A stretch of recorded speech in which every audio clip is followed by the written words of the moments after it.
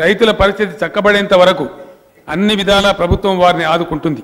అందుకనే గత ఎన్నికల్లో కూడా పంట రుణాల మాఫీ హామీ ఇచ్చాం.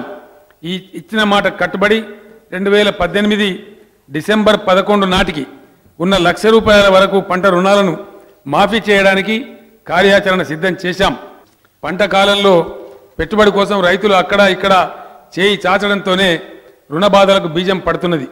ఆ ప్రారంభ దశలోనే తగిన సహాయం లభిస్తే వారికి అప్పుల ఊబిలో చిక్కుకోకుండా కాపాడగలుగుతామని ఆలోచించి రైతు బంధు పథకాన్ని రూపుదిద్దాం. ఈ పథకం ద్వారా రైతులకు పంట పెట్టుబడి కోసం ఏటా ఎకరానికి ₹8,000 ప్రభుత్వం ఉచితంగా అందజేస్తున్నది. రైతు బంధు పథకాన్ని ఐక్యరాజ్య సమితి ప్రశంసించడం మనందరికీ గర్వకారణం. రైతు బంధు పథకం దేశంలో ఇప్పుడు ఓ రోల్ మోడల్ పథకంగా మారింది. తెలంగాణ రైతుల పెట్టుబడి సమస్యను తీర్చించిన రైతు బంధు నేడు జాతీయ ఎజెండాగా మారింది. చాలా రాష్ట్రాలు ఈ పథకాన్ని అమలు చేస్తున్నాయి. ఇటీవల కేంద్ర ప్రభుత్వం ప్రకటించిన కిసాన్ సమ్మాన్ యోజనకు రైతు బంధు పథకమే ప్రేరణ. ఎన్నికల్లో ఇచ్చిన హామీ మేరకు ఈ ఏడాది నుంచి రైతు బంధు పథకం కింద ఇచ్చే ఆర్థిక సహాయాన్ని పెంచుతున్నామని చెప్పడానికి సంతోషిస్తున్నాం.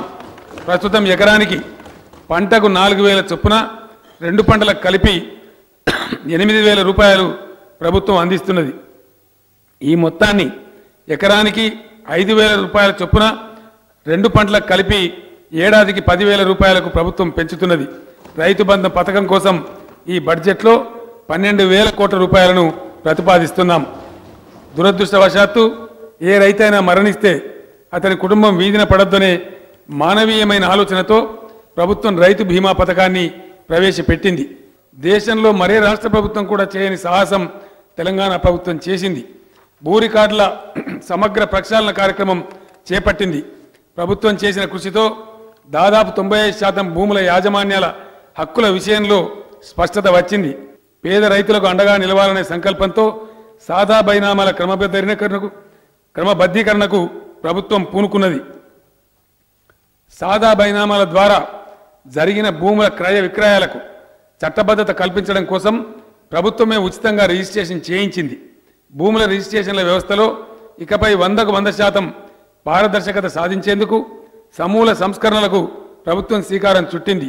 భూ రికార్డులు పారదర్శకంగా ప్రజలకు అందుబాటులో ఉండడానికి వీలుగా కోర్ బ్యాంకింగ్ తరహాలో ధరణి వెబ్సైట్ రూపొందించాం. త్వరలోనే ఈ వెబ్సైట్ సేవలు ప్రారంభమవుతాయి. రాష్ట్రంలోని వివిధ జిల్లాల్లో నెలకొని ఉన్న వ్యవసాయానుకూల వాతావరణ పర్యావరణ పరిస్థితులను పరిగణలోకి తీసుకొని ఆయా జిల్లాల్లో ఉండే నేలల స్వభావాన్ని కూడా పరిగణలోకి తీసుకుని రాష్ట్రాన్ని అనేక పంటల కాలనీలుగా విభజించాలని ప్రభుత్వం నిర్ణయించింది. రాష్ట్రంలో ప్రజల అవసరాలకు అనుగుణమైన పంటలు, దేశ విదేశాల్లో డిమాండ్ ఉన్న పంటలను రైతులు పండించేలా చేయడమే ఈ క్రాప్ కాలనీల లక్ష్యం. తద్వారా ప్రస్తుతం గిట్టుబాటు ధర కోసం రైతులు పడుతున్న బాధలను అధిగమించడానికి వీలవుతుంది. ఈ పథకాన్ని అమలు చేసే క్రమంలో చిన్న మధ్యతర భారీ ఆహార శుద్ధి కేంద్రాలు, ఫుడ్ ప్రాసెసింగ్ యూనిట్లను రాష్ట్రంలోని అన్ని ప్రాంతాల్లో నెలకొల్పాలని ప్రభుత్వం నిర్ణయం తీసుకుంది. రైతులకు మద్దతు ధర, ప్రజలకు కల్తీ లేని ఆహార పదార్థాలను అందించాలనే బహుముఖ వ్యూహంతో ప్రభుత్వం రైతు సమన్వయ సమితులను ఏర్పాటు చేసింది. ఈ సమన్వయ సమితులు వేదికలుగా రైతులందరినీ సంఘటితపరచాలనేది ప్రభుత్వం యొక్క లక్ష్యం. సంఘటితమైన రైతులు తమ ప్రయోజనాలను తామే రక్షించుకోగలుగుతారని ప్రభుత్వం విశ్వసిస్తున్నది. వ్యవసాయ అభివృద్ధి, రైతు సంక్షేమం కోసం దేశంలో మరే రాష్ట్రం ఖర్చు చేయనంత పెద్ద మొత్తంలో తెలంగాణ రాష్ట్ర ప్రభుత్వం ఖర్చు చేస్తున్నదని యావత్ దేశం ప్రశంసిస్తున్నది. చరిత్రలోనే మొదటిసారిగా రాష్ట్ర బడ్జెట్లో వ్యవసాయ శాఖకు 20,107 కోట్ల రూపాయలను ప్రతిపాదిస్తున్నాం.